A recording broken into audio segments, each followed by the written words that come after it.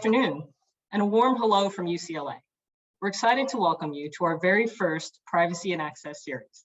I'm Cindy Lin, the Executive Director of UCLA's Ziffren Institute for Media, Entertainment, Technology, and Sports Law.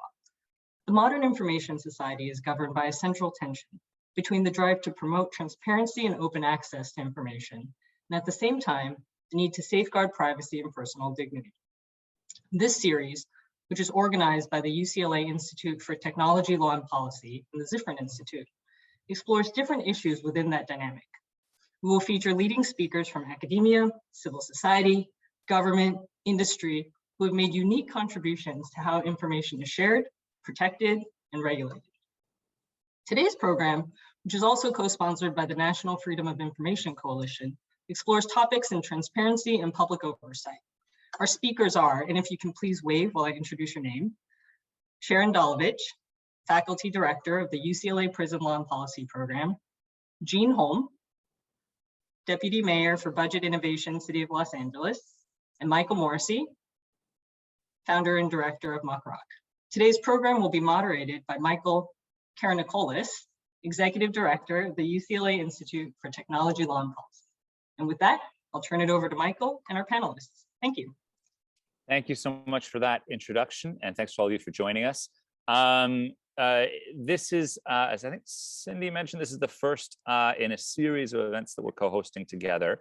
So I will paste registration links for the rest of them in there now in case you're interested in the rest of them. And I'm very excited for this discussion, so we'll jump right in. We are hoping to dedicate a bit of time at the end to Q&A. So for folks interested in joining in the conversation, please don't hesitate to either raise your hands at any point to start a queue, or you can contribute questions directly into the chat. I'd like to start with a sort of brief introductory round, beginning maybe with Michael. Can you start by just telling us a little bit about Muckrock, its role in sort of open data and public transparency ecosystem, as well as the connection between your work and public oversight? Absolutely. It's a pleasure to be here, and especially with such a great panel to kind of dive into this issue. So Muckrock was founded in 2010. We're a nonprofit organization focused on kind of helping get information out to the public, and we do that through a number of ways. We run a service called Muckrock that helps people file and track public records requests. We work in all 50 states and at the federal level.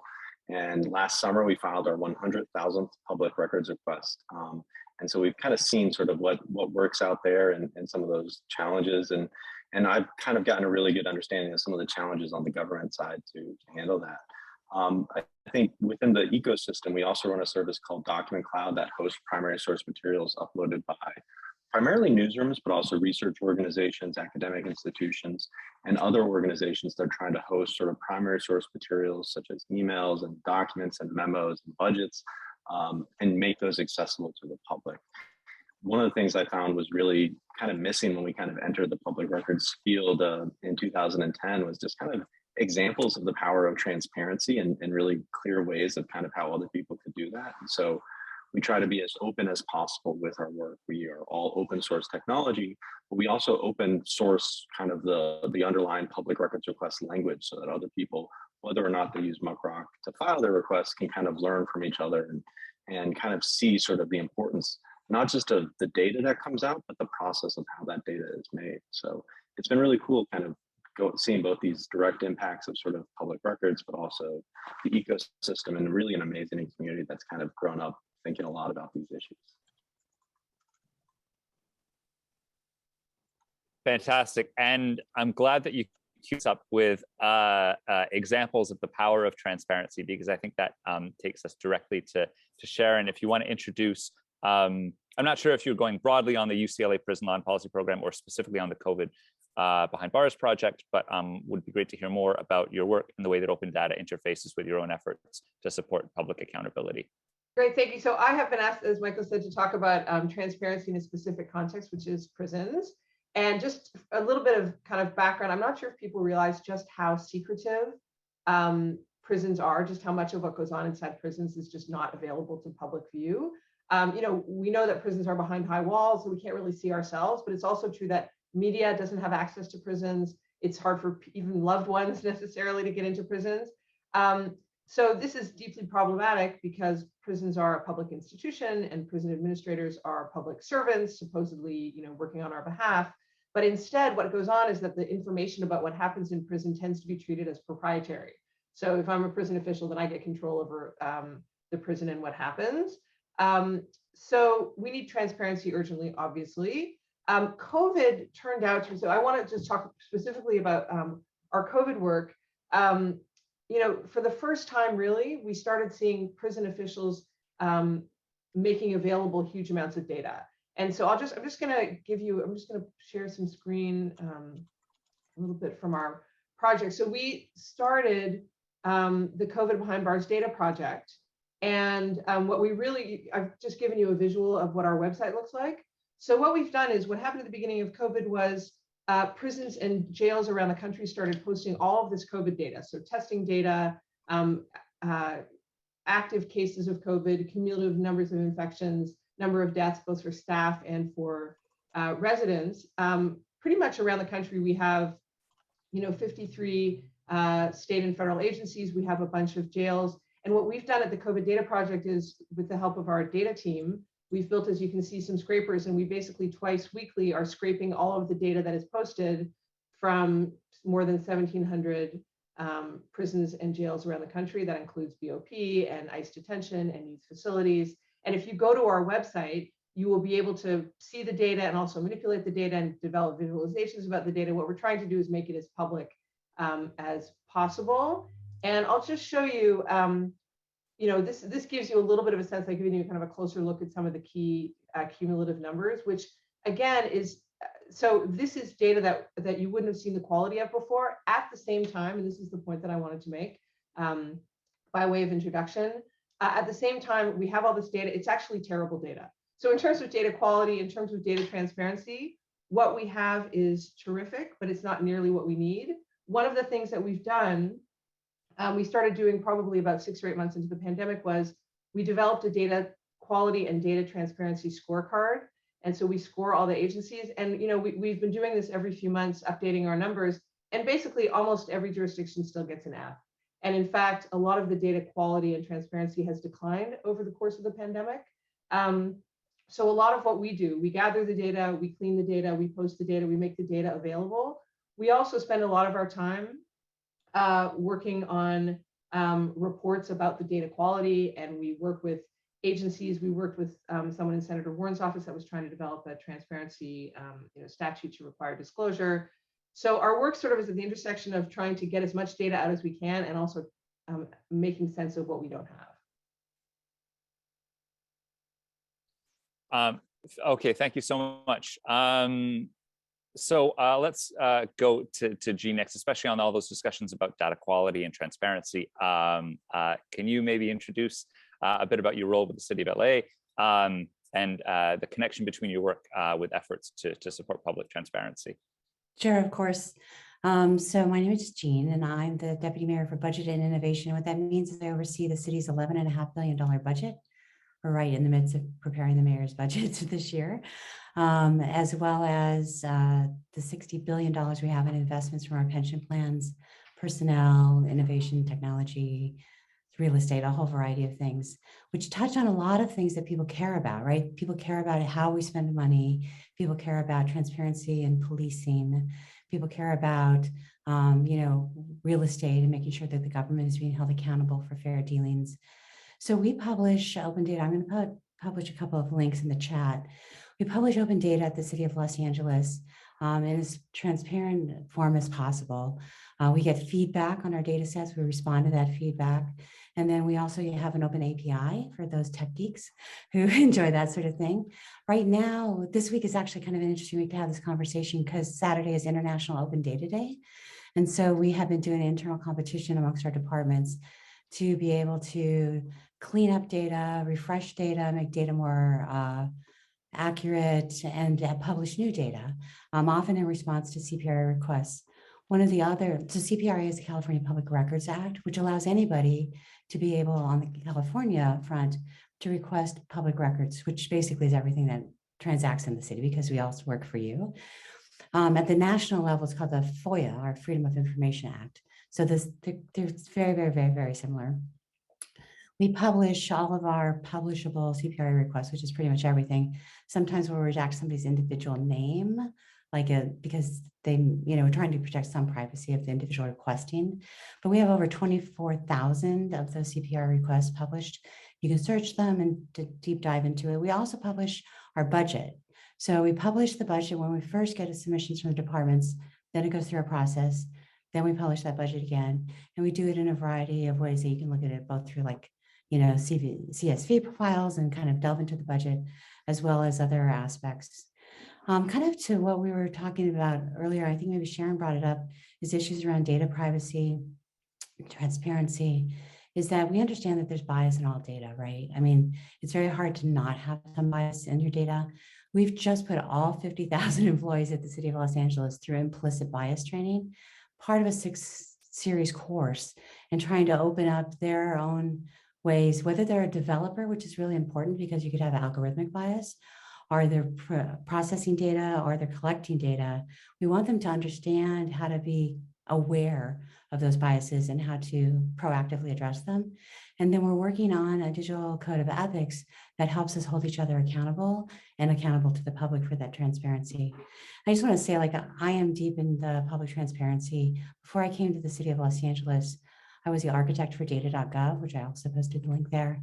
So first of its kind to open up government data sets in a wide-ranging way to help to spark a lot of open government initiatives across the globe. And then I went to work for the World Bank in Sub-Saharan Africa, where I did the same with a lot of nations through Ebola crises and a variety of areas in Sub-Saharan Africa. So I am front and center and passionate about this work, which just makes me want to make sure that you guys ask me hard questions.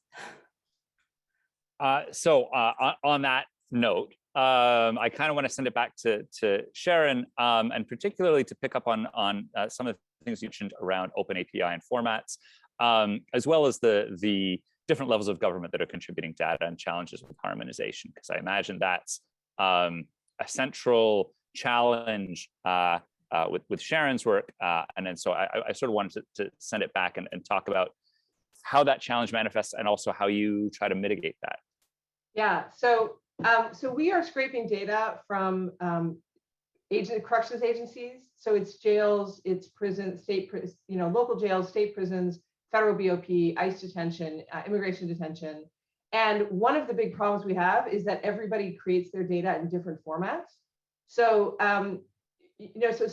some jurisdictions have actually put effort into making a publicly kind of visually accessible data, and that turns out to be really hard to scrape. So our data scientists are frustrated because they want to see it in kind of CSV files that are easily downloadable. One of the other problems is that the people who are posting this data are not themselves data scientists.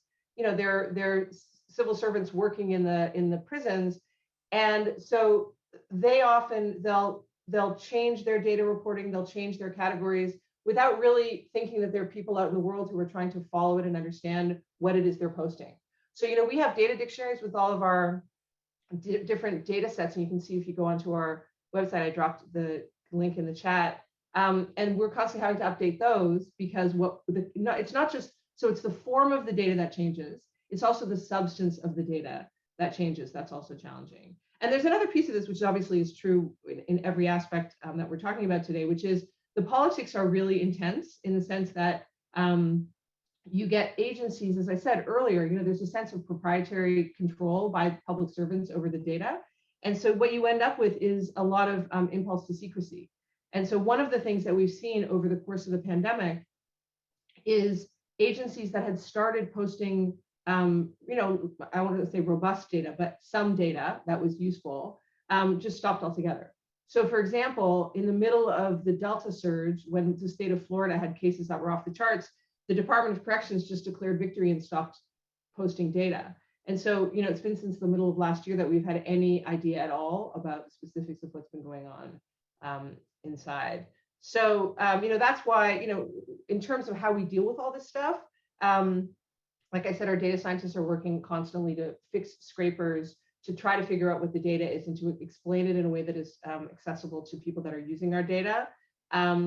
We have our scorecard, which what we do is, if people take a look at our website, you'll see that for each state, we have very front and center not just what their score was on the scorecard, but how they did on each metric. And we have a set of 9 metrics that relate to data quality and data transparency. And so some of that is just trying to create a public awareness of the poor quality of the data. And hopefully, if you go in on and look at the data from your site or from your state and see that you got an F, maybe people will be moved to reach out to their legislators, because again, this is a really political phenomenon. The other thing we do, I'll just mention in terms of how to mitigate some of the challenges, is what Michael was talking about. We have our own in-house FOIA shop run by my colleague Michael Everett, and we've gotten a tremendous amount of public records data that way. Of course, as Michael knows, I mean, we've also had almost, in some cases, I want to say hilarious responses. If you, at one point we realized that there wasn't even a public data set that had all of the prisons in the country listed with their population.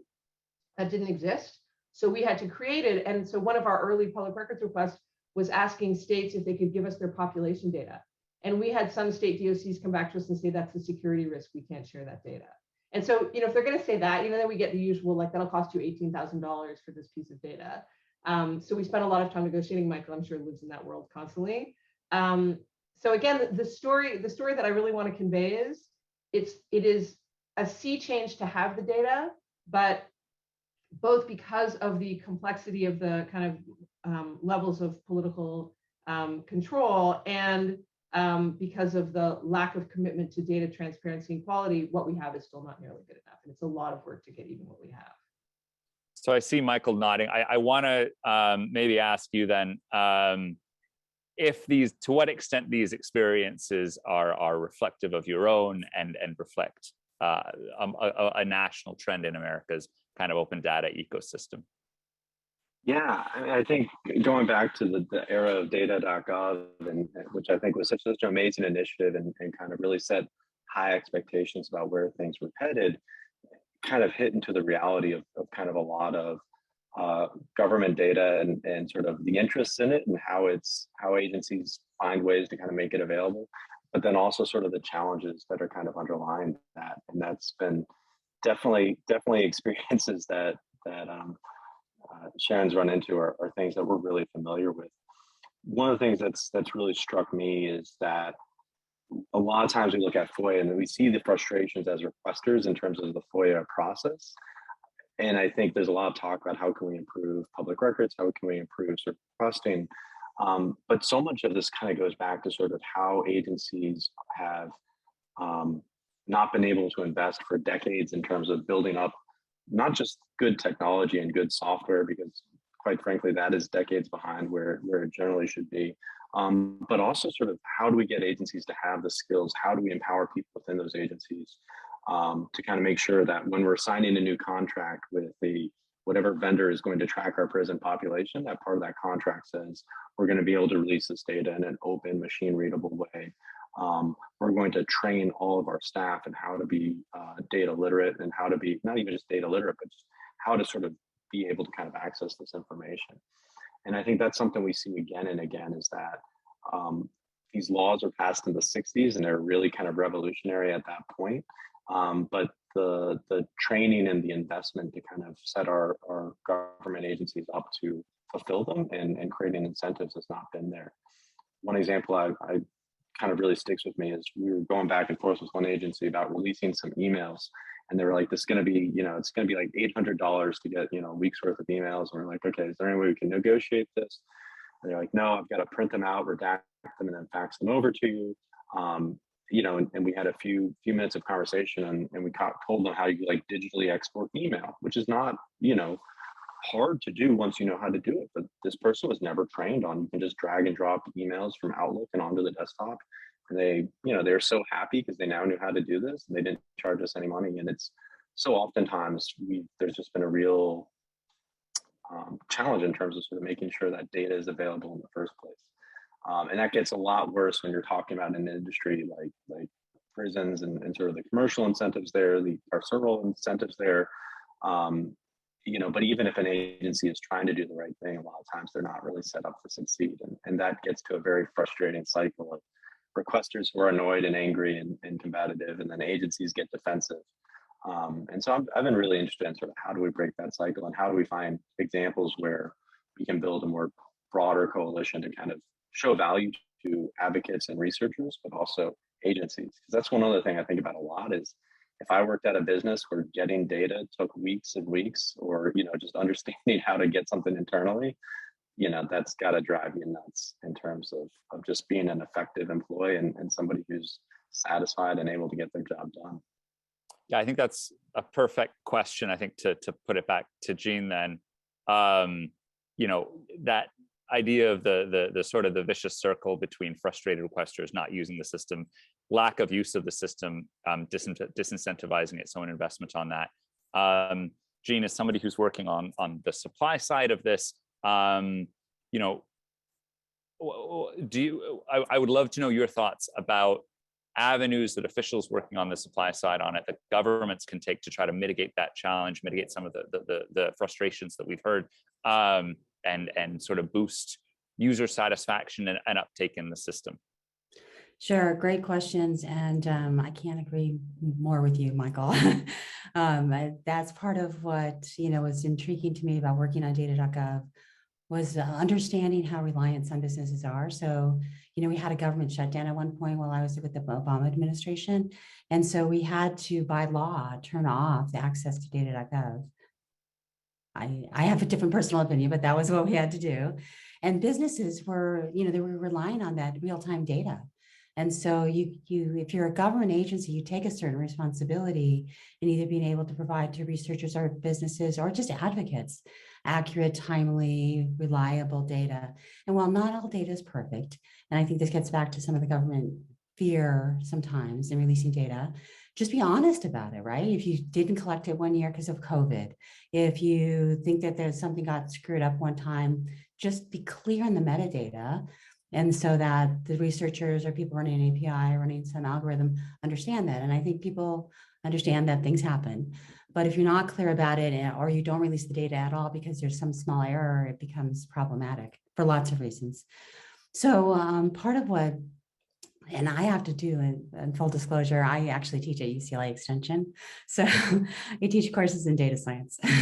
So I just want to say that I am all about enabling people to use the power of data, which includes people who may not even understand it very well because they just don't have a lot of data literacy, and including crossing the digital divide, right? So we've got a lot of people in Los Angeles who want to advocate for clean air or more parks or, safer places, but they don't even know where to start having that kind of a structured conversation. So we do data literacy training through our neighborhood councils in 99 neighborhoods across the city to people who just want to advocate for things. We hold specific workshops lately with NASA around air quality because it's such a huge issue in Los Angeles, especially with the port and a lot of things that are going on. And with COVID, people having long haul COVID and the effect on air quality on their breathing. And so we try to do that aspect. I also formed a data science federation, which connects 18 universities, UCLA, USC, Caltech, Cal State LA, Girls Who Code. Okay, so not a real university, but a great group of people. So they work with departments on real problems that the departments are struggling with to augment our small, agreed, data analytics personnel. And out of that, we get a couple of things. One was we get new and young and different and diverse ideas about how to attack city problems. We get different ways of looking at the data that are not all just like bureaucratic. And then we also end up hiring about 10 to 20% of those students into the city. I also created a new classification in civil service, which is like an act of God, called data analyst, because I wanted to be data scientist, but data analyst was as good as I could get. That allows people to come in and apply for something that seems like understandable from what they're graduating with, and have a career path through a whole bunch of different places into different kinds of careers at the city. And then just this year, we're in the middle, as I mentioned, we're in the middle of our budget process, and I am just heartened by the number of departments that are requesting the ability to build data analytics teams. So this might be just 1 to 3 to 5 people at their department, but it means that instead of just being the mayor's data team or the Information Technology Agency's data team, everybody's wanting to own it. And everybody sees the value in it because they're applying scarce resources to it. And we have a city data collaborative to kind of share amongst each other. But I think these are all like helpful, maybe not completely sufficient, but helpful ways, because we want to give the mom in South LA who's trying to get, a farmer's market in her neighborhood the same ability to advocate as a real estate developer on the West Side. And that is a challenge. I think that kind of speaks a lot to what Sharon was talking about, is helping people who maybe feel disempowered to be able to have that voice. And part of this is also our commitment to the Open Government Plan. So the Open Government Partnership normally is nations across the world that sign up to transparency and open government activities and action plans that are public commitments. Los Angeles is one of the few cities that is now part of that. We're about to publish our open action plan. And that is, we do that in conjunction with civil society. So we own a portion of it, civil society owns a portion of it. And then we do public engagement to try to understand what it is that the public wants us to do. Like, what does it make, not what I think is important to do as a public servant, but what is it that the public thinks will make us more transparent? Yeah, I just want to very briefly that all sounds fantastic. I just want to very briefly foot stomp the one thing that the angle of that you threw back to educational institutions in terms of doing a better job of training in data literacy and making sure students have an understanding coming out of this of how to file FOIAs, how to use public information, how to engage with public authorities to get data. I very strongly agree with that, and I'm a newcomer to the academic space, but I couldn't agree more. Sharon, did you want to follow up? Yeah, I just had a quick thing, listening both to Michael and to Jeanne, Michael said earlier, and Jeanne was talking about how one really important piece of this is training people in the positions to make the data available in the most efficient ways to do it, to understand the data science that will allow, let's say, government officials to respond to public requests for data. And that's crucial. In my world, the other problem, as I've already indicated, is that public transparency is not just not part of the mission, but seems to be kind of an active source of opposition and even adversarial in relationship, between the public and the officials. And so, just as I was listening to both Michael and Jeanne talking, I was thinking, we want to have better training. We also need to have a political investment in recognizing the importance of transparency. And it just made me think, as I've often thought, the prison world may be unusual. This may be another way that the prison world is unusual. Just listening to Jeanne, there's a real commitment on the city of Los Angeles, on the part of the city, to be transparent. So I guess I'd just be curious to hear more about whether you think prisons are unique, or whether the kinds of political, even hostility to public disclosure that our team is experiencing is something you see in other contexts. I'm very happy to jump in and immediately say prisons are, I don't know if it's worse on the prison side, but prisons are absolutely unique. The resistance to transparency and challenges surrounding a culture of secrecy in government, and a natural disinclination to disclose information when it is always safer to say no, and it is always safer to keep information hidden.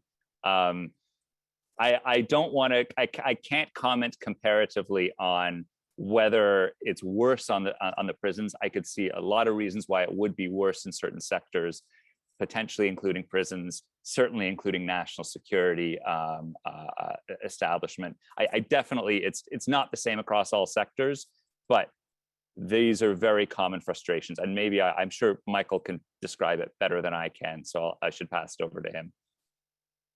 Yeah, I think that's such a great area to dig into, and sort of what are the dynamics that make prisons so bad. And I do think prisons are uniquely bad, but also local police departments. And I think some of that is kind of sort of the institutional mission and kind of how it's set up, and kind of the experiences that agency is having in terms of some of the requests, right?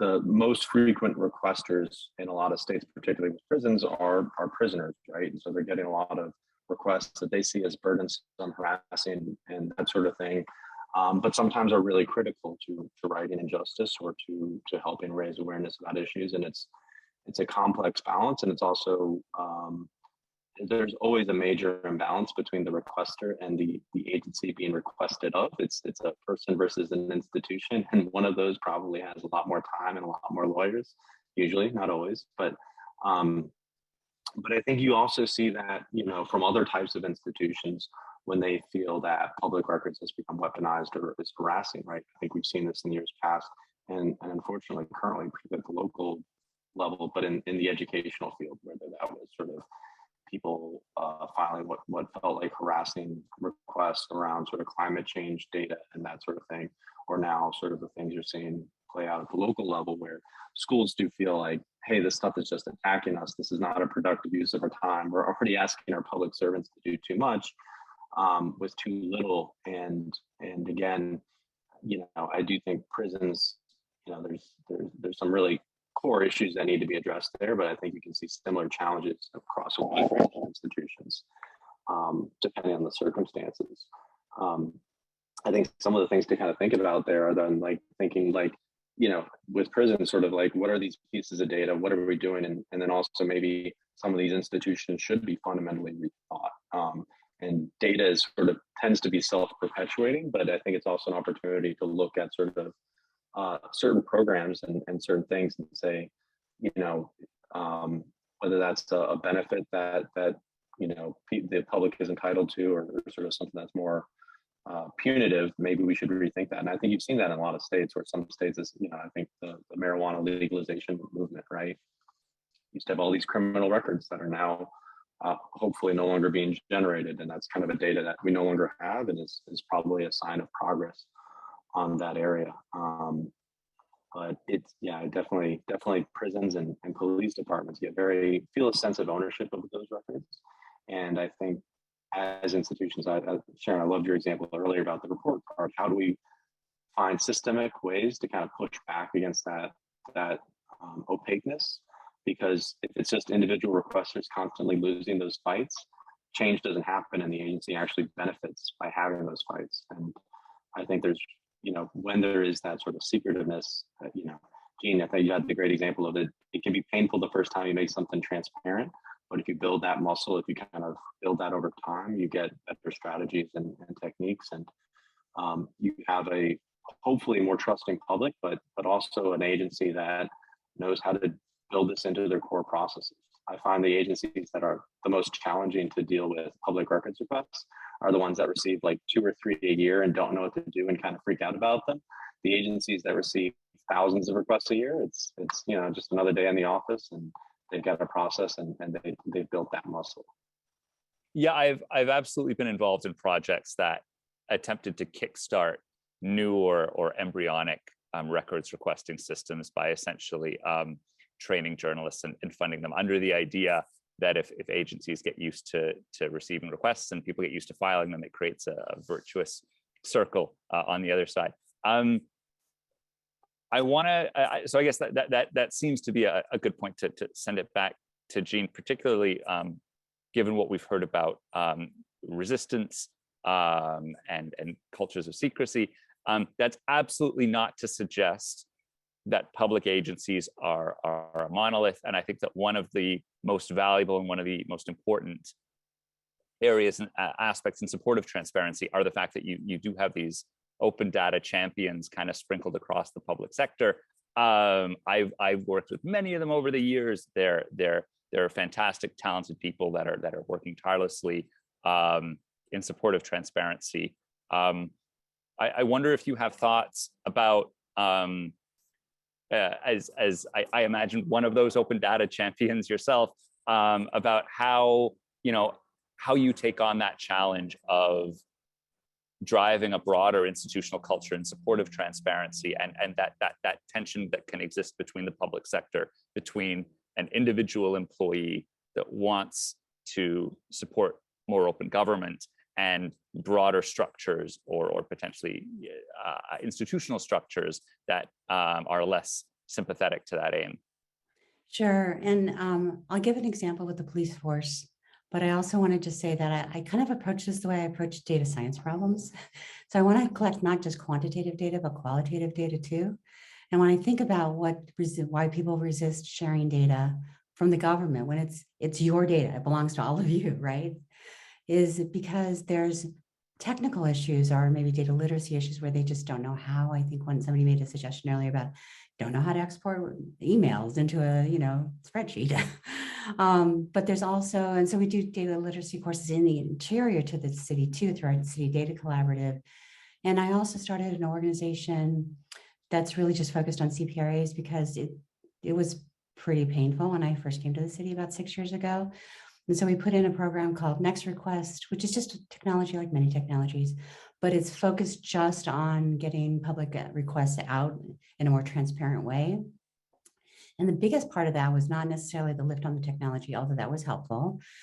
The biggest was getting a community together so that the people in rec and parks who get requests all the time for data could talk to the people in our ethics office or people in our aging department who don't get as many requests. And so it just became a much easier way for everybody to get comfortable with it. And that this is part of what government service is. Government service is providing this data to people, even if it's something that you don't do all the time. So I think that's been helpful.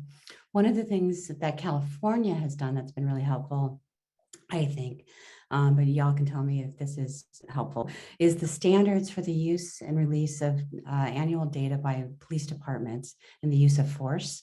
And so when we looked into it at LAPD, technically, I guess, according to the letter of the law, they were actually releasing the information, but it was in a completely unusable format. It was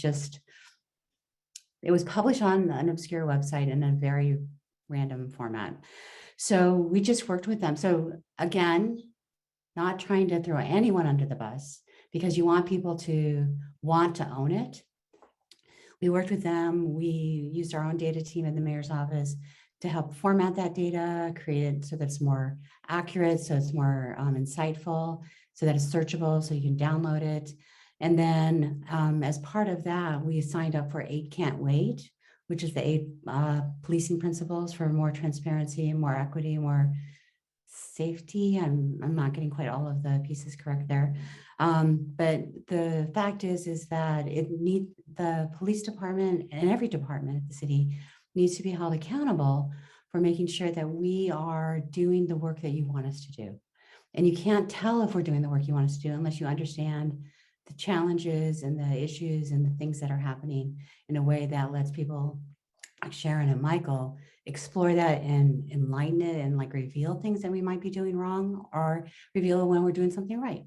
So I think that that's an example where it's been helpful, is having standards in place where many departments across jurisdictions commit to sharing that data, be able to do it in a way that is machine readable, but is also human understandable. And that then we were able to go, sorry, my voice, that then we were able to go ahead and act ourselves on helping the police force with understanding the use of force and maybe the discrepancies amongst equity that was happening with that.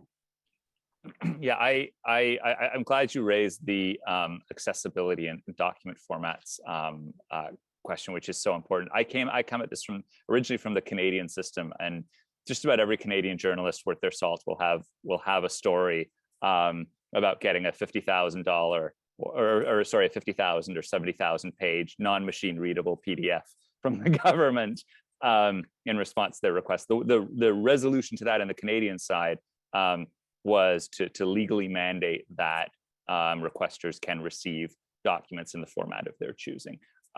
I should say they would also sometimes get like physical paper documents and have government agencies refuse to give them electronic versions of it. So we have your 50,000 pages here. Show up with a pickup truck and you can take it home.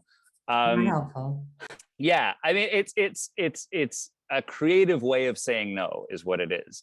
And there are legislative fixes to it, but it's an illustration of the problem.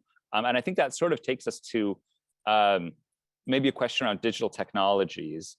Although, well, first of all, maybe I should break off and say, did Michael or Sharon, did either of you want to respond to that before I move on to the digital technologies question? Or to anything that was said? Yeah. I think that, I mean, that is one thing that I see a lot, is sort of, because I think it also matters so much who is asking for that information, right? For a lot of people, machine learning is the preference and sort of the base. And I think a lot of open data advocates are like, oh, make everything XML, JSON, give us that, so we can have a computer kind of go and help standardize it, which has tremendous benefit. But for a lot of other people, like a PDF might be a more accessible way, right? I've seen a lot of agencies that said, oh, we're doing this huge thing where instead of sending you paper, we're now sending you CDs of data so that you don't have to sift through and we can keep that electronic format.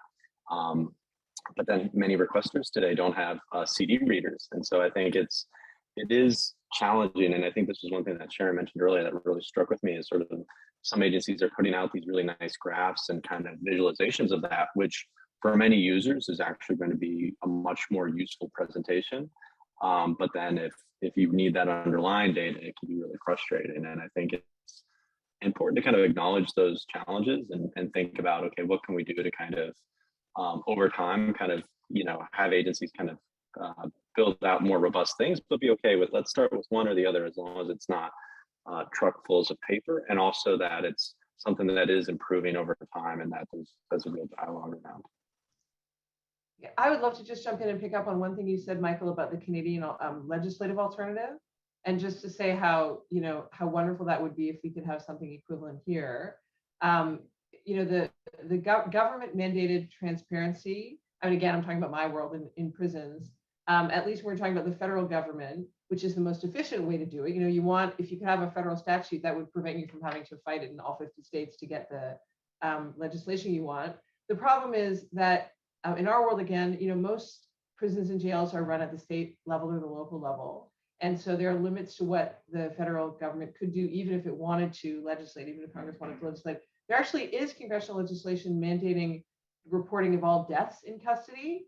But, there's lots of people doing wonderful work. Andrea Armstrong is doing work on deaths in custody in Louisiana. And what she is finding is routinely deep underreporting by state agencies. You might say, well, how can that be? There's this law. The answer is the law is typically ignored.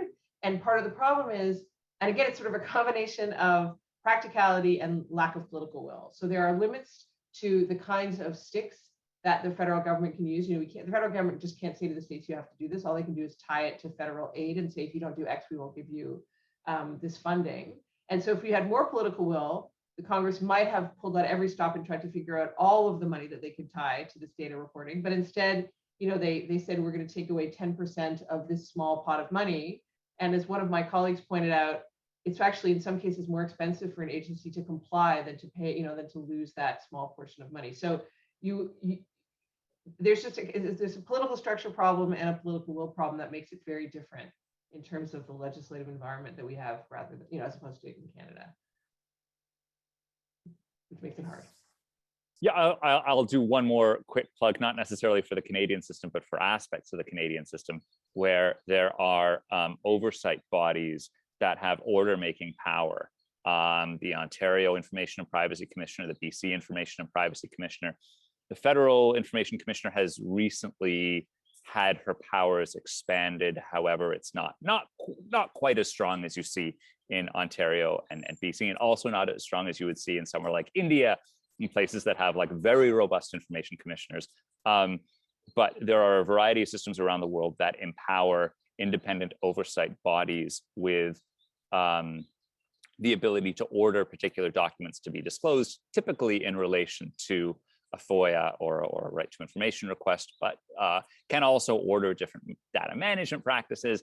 So this is done, again, there are specific administrative law and division of powers issues in the US, which I, as a relative newcomer to this country's legal systems, I'm still learning about, but there are a lot of countries that have figured this out.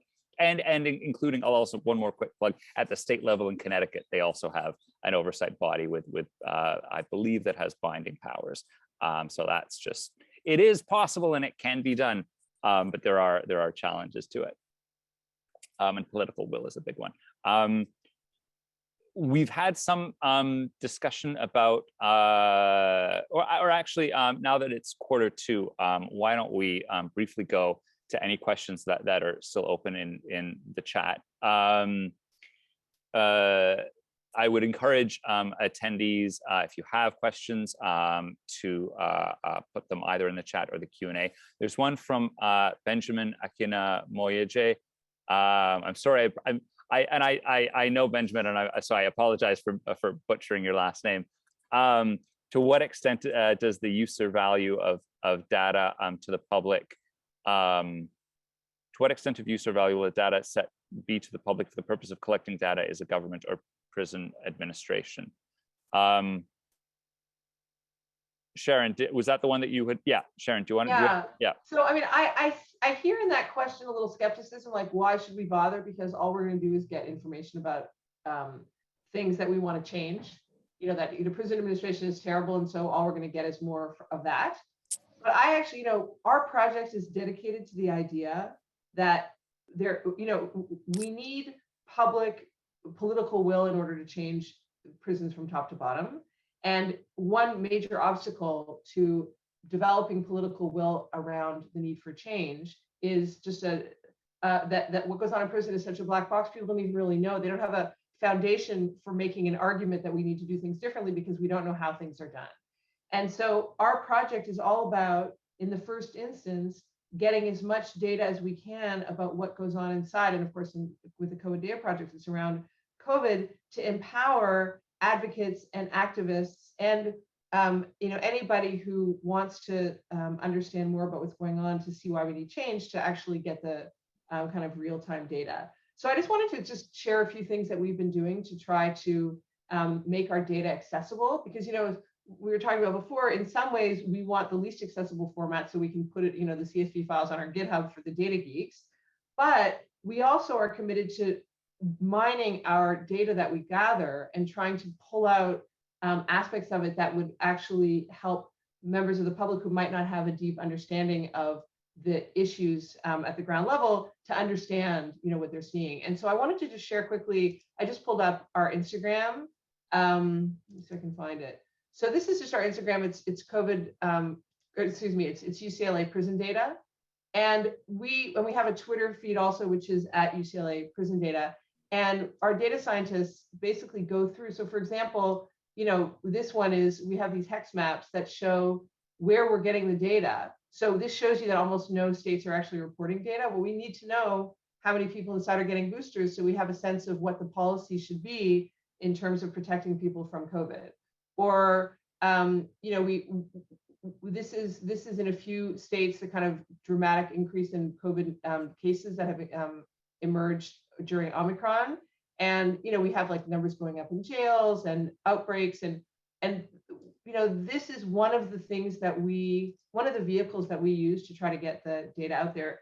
Two other things I'll just mention about what we do. The interest of the media has ebbed and flowed over the course of the pandemic with respect to how things are impacting incarcerated people.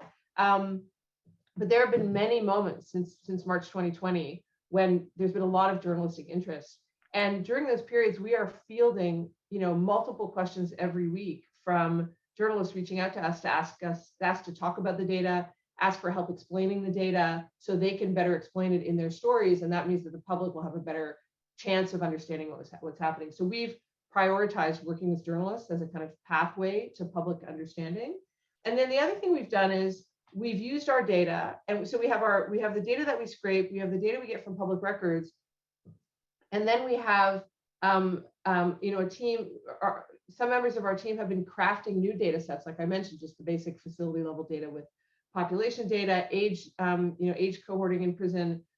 We've been creating our data sets, and that has allowed us to leverage the data that we're gathering to do analyses that we've been publishing in public health and epidemiology journals.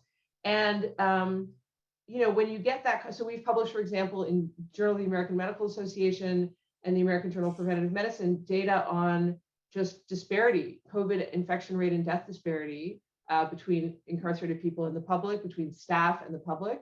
And that data, which we couldn't have published, we couldn't have got the data analysis without doing what we're doing in terms of the data. Though the numbers that we came up with, which, for example, our recent paper in JAMA found that infection rates after a year into the pandemic are 3.3 times greater in prison than in the public, and deaths are still almost 3 to 1 when we adjust for age. So those data points are they then go into the kind of flow of public discussion, and they anchor people's understanding of what goes on inside. And this is just COVID. I think the same thing could be done with medical care, medical treatment in prison, or mental health care treatment in prison, or use of force or violence among incarcerated people. There's so much data that if we could only get more of it, we would be able to push it out to the public, and then that would be the mechanism, I think, for changing the political will around incarceration. So the political will question, I think, is really important. You mentioned around incarceration. I want to draw the panel's attention to one particular comment in the chat from Malia Tom Dinik. Again, apologies for the pronunciation. Mentions from an executive department perspective, the legislature is giving them mandates and not giving them funds. That there's large departments that only have one PIO, systems of records that are just still mainframed and difficult to work with, antiquated IT systems, and challenges attracting data scientists within the public sector realm, not only related to budget challenges, but like, welcome to your office, here's your 40-year-old computer, get to work. So I would be interested to know if any of the panelists have a response to that. Yeah, I do. Yeah.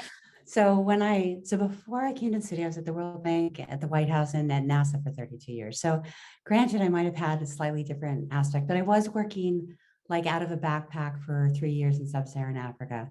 And I came into my city job 6 years ago, and there was a tethered PC and a tethered phone. I'm like, what do you want me to do with this? And I never used either.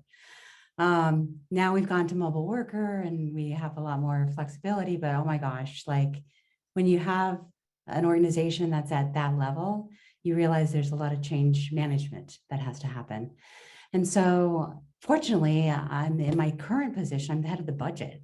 So I do have not sole authority, obviously, because there's a lot of checks and balances, and city council and the mayor have a lot to say, but I do have the ability to advocate and support the integration of data analysts, PIO, things like Next Request in the community that works around CPRA. And then also some centralized services for the times when we have a new department. We have a couple of new departments this year, that Zelly Civil Rights and our youth department and our community investment and families department, that may just not be like geared up for responding to some of these things, but people are really interested in what they're doing. So our city clerk has a special responsibility in helping to make sure that things are transparent and can kind of take some of the load off of some of the departments. So I find that the most sustainable place is to ensure that each department feels ownership. So like, I love that everybody's asking for data analysts this year. And I love that everybody has a PIO, that public information officer, that is not just about tweeting or Instagramming or just publishing press releases, but is also taking a responsibility for public information. And so I think it's important to make sure those things are sustainable. And as we come to the end of the Garcetti administration in the city of Los Angeles, just making sure that that is something that gets sustained over time. So God bless whoever comes in as the new mayor. But I also want to make sure that the systems are in place so that all of you who really need the access to that data get consistent, reliable, ever expanding access to that data.